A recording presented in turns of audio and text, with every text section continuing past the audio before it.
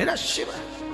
अहमता जब भीतर में आ जाए, अहंकार जब तुम्हारे भीतर आ जाए, उसको त्यागने का प्रयास करिए, उसको छोड़ने का प्रयास। भगवान शंकर के सम्मुख में देवता अमृत लेकर बैठे हैं, भगवान शंकर के सामने विष रखा है। नम्रता देखिए, पार्वती जी कर रही है, विष मत पीना प्रभु। भगवान विष्णु, भगवान ब्रह्मा, इंद्र, गरुण, वरुण, सारे 33 कोटि देवता अमृत पी रहे हैं और तुम विष पी रहे हो।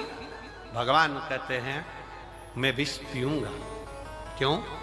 क्यों? किस लिए? शंकर भगवान कहते हैं मैं विष कोई नहीं पिएगा तो इस पृथ्वी पर डाल दिया जाएगा। पृथ्वी पर अगर विष का कटोरा रखा गया ना, विष का एक बूंद भी अगर पृथ्वी पर गिर गया ना, ये पूरी पृथ्वी बंजर हो जाएगी, वृक्ष सूख जाएंगे, पक्षी मर जाएंगे, पशु तड़फेंगे, मनुष्य तो कहां समा जाएगा, दिखेगा नहीं। भगवान कहते हैं मैं देवताओं के लिए विष नहीं पी रहा हूं। शंकर भगवान कहते हैं मैं तो मेरे इस परिवार के लिए विष पी रहा हूं, जिसको पीकर मैं इनको बचाना चाहता हूं। चलो एक बात अच्छे से समझो, समझिएगा जरा। 4 जगह पर क्या गिरा था जो कुंभ होता है? 4 जगह पर क्या गिरा था जो कुंभ होता है? जम के बोलो जरा, जम के। अमृत। और 4 जगह पर विष के कटोरे में से विष गिर जाता तो फिर क्या करते? अमृत गिरा। पर शंकर भगवान, जरा ध्यान देना, कितनी कितनी विचित्र बात है। भगवान अगर देवता अमृत पिए और कटोरा हिला, 4 जगह पर अमृत गिर गया, लोगों ने आज भी कुंभ का स्नान करने जा रहे हैं। शंकर भगवान ने जब विष पिया, विष का जब पान करा, जब पात्र निकल कर आया, पात्र जब निकल कर आया भगवान शंकर के सम्मुख में पात्र, तो मां पार्वती जी देख रही हैं। शंकर भगवान ने पार्वती से कहा, पार्वती तू अपनी 64 योगनियां प्रकट कर ले। 64 योग। पार्वती जी ने पूछा क्यों? मैं 64 योगनी का रूप धारण क्यों करूं? पार्वती तुम 64 योगनियां प्रकट कर ले। क्यों? हे जगत जननी, जब मैं विष पीऊंगा ना, मान लो भूल से भी अगर ये कटोरे में से, पात्र में से अगर भूमि पर गिरेगा ना, तो मेरे ये बच्चे, ये पूरी पृथ्वी नष्ट हो जाएगी।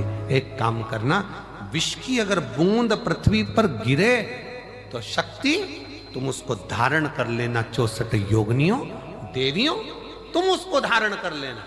तो जितना विष शंकर भगवान ने ग्रहण करा है, उतना हलाहल में जगत जननी कंठ पर बैठकर भी धारण करी है, स्वयं कंठ पर।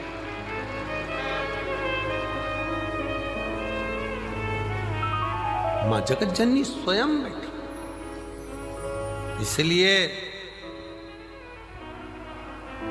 इसलिए सहजता में, सरलता में, शुद्ध तत्व में वर्णन किया गया।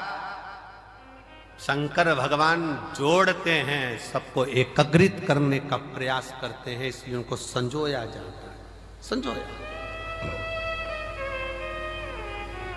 ये पृथ्वी को खोदते हैं, पूरे विश्व में, विदेशों में पृथ्वी को खोदा, शिवलिंग मिला। देश में पृथ्वी को खोद रहे हैं, शिवलिंग मिल रहा है।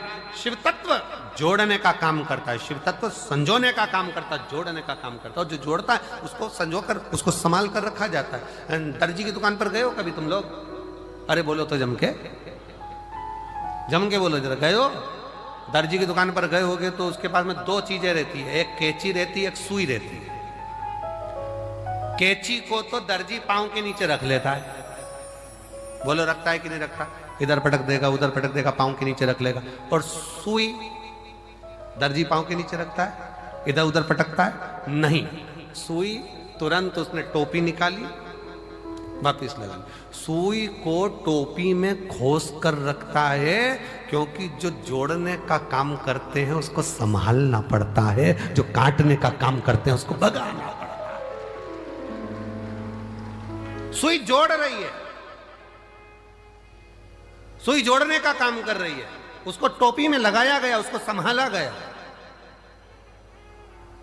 हमारे यहाँ गांधी रोड पे बहुत सारे दर्जी बाबा होंगे, बहुत।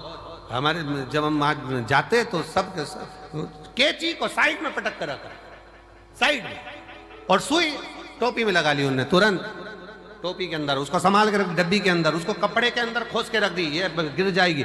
मेरी जीजियां भी जब काम करती हैं सिलाई का, तो वो भी अपनी सुई को बड़े संभाल कर कपड़े में खोस कर रखती है। कैंची तो पटक दी, ड्राज में डाल दो, नीचे रख दो, पड़ी रहने दो।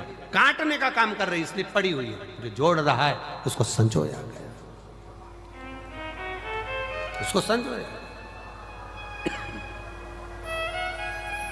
सेवा शिव तत्व में आनंद था, सेवा।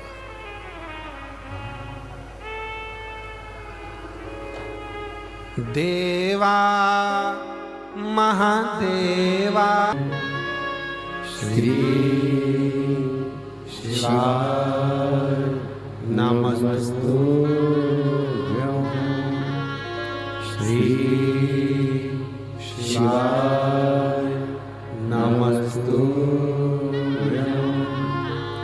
श्री शिवाय नमस्तुभ्यं। भोला सब दुख काटो तुम्हारा, ओ भोला सब दुख काटो तुम्हारा। शिव शंकर जपो तेरी माला, भोले बाबा जपो तेरी माला, भोला सब दुख काटो तुम्हारा, ओ भोला सब दुख काटो तुम्हारा। वेश है मंगल मंगलकारी, वेश है मंगल मंगलकारी। शमशान वासी हमारा, शमशान वासी हमारा, ओ भोला सब दुख काटो तुम्हारा, ओ भोला सब दुख काटो तुम्हारा।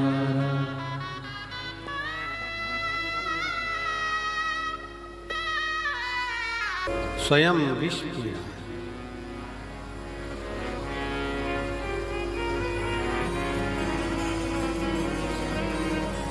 कई लोग कहते हैं कि तुम्हारा शंकर क्या देता है, हम कहते हैं उसने देना ही जाना है, लिया तो क्या है तुमसे।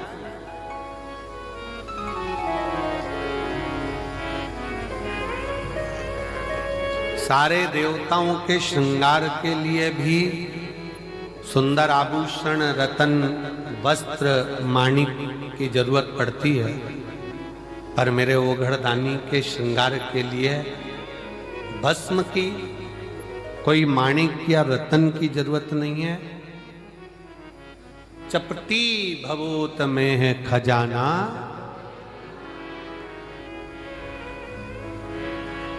खजाना कुबेर, केवल भस्म वो भी नहीं है। एक बेलपत्र, और वो बेलपत्र भी आपके पास नहीं है, शिव जी पे चढ़ी हुई होकर वापिस शंकर भगवान को चढ़, वापिस वो भी नहीं है। एक लोटा जल चढ़ा, वो भी नहीं है, तो किसी शंकर के मंदिर के दरवाजे के बाहर से भी दर्शन कर कर निकल गए, नी भी सिर झुका, उसके सामने से तो निकल गए। बहुत बहुत केवल उसकी शरणागति, केवल उसका ध्यान, उसका स्मरण। अब जिस भाव से उसको भजोगे, जिस भाव से उसको पुकारोगे, जिस भाव से आपने विनय करिए, निवेदन करा। शिव जी लेना नहीं जानते, शिव जी देना जानते। शंकर भगवान कभी नहीं लेते, शंकर भगवान देते हैं। तुमने जो शिव जी को दिया है, कुछ अगर जल भी दिया तो बहुत कीमत का नहीं है, भस्म भी दी तो इतनी कीमत की नहीं है, बेलपत्र भी दी तो इतनी कीमत की नहीं है। कोई करोड़ों का धन आपने भगवान शंकर को नहीं दिया, शिव जी को दिया तो केवल एक लोटा जल सारी समस्या का। क्या दिया शिव को? केवल एक लोटा जल। और उसने कितना कितना दिया है साहब। इन पत्रों को जब पढ़ते हैं तो बड़ा आश्चर्य होता है पढ़ पढ़ कर कि क्या शिव इतना करुणा सागर, इतना कृपालु, इतना दयालु, दया सागर कि वो लेता ही नहीं, देता ही देता है। एक पत्र है देखिए,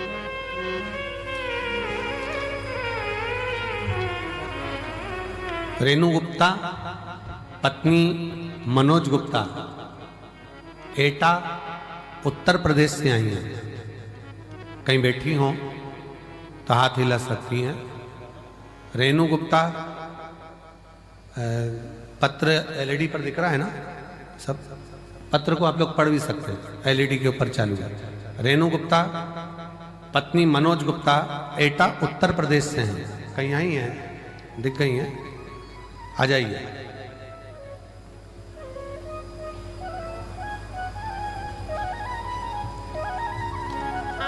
बेटी आई हो साथ में तो उसको भी ले आइए। आइए बेटी, हाँ ले आओ उसको, ले आओ। मेरी बेटी साध्वी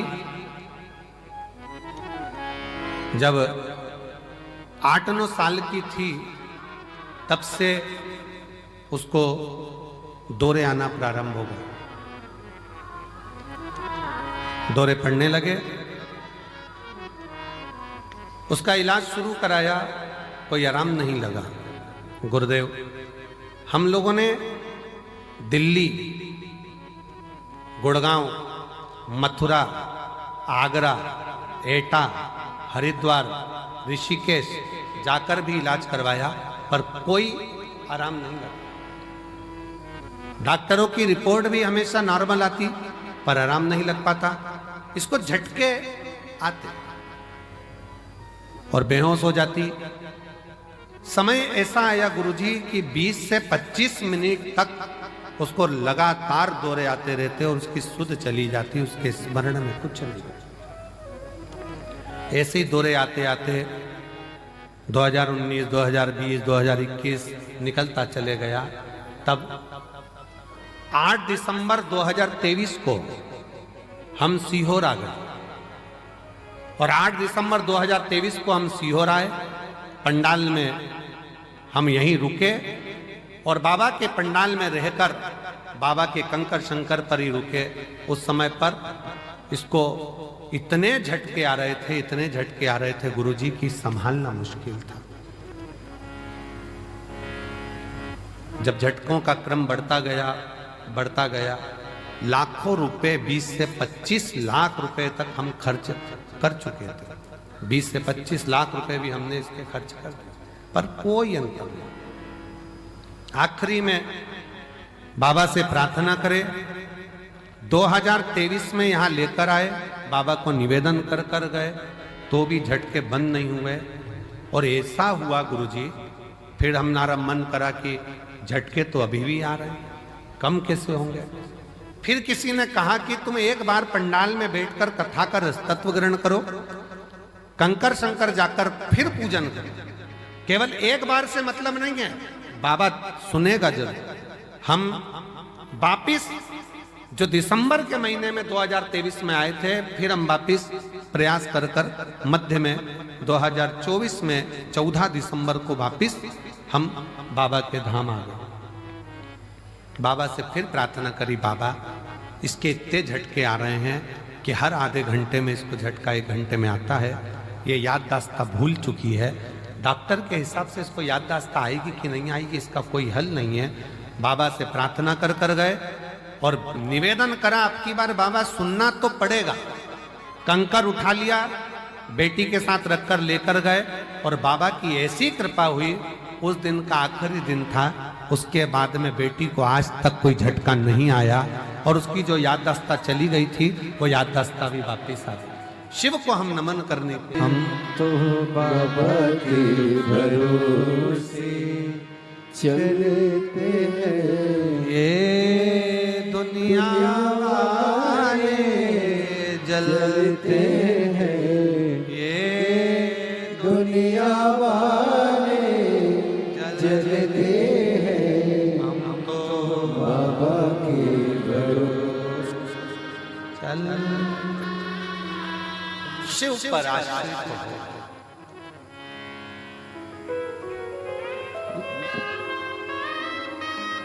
जी कह रही थी कि हर एक आधे घंटे में उसको तकलीफ होती थी।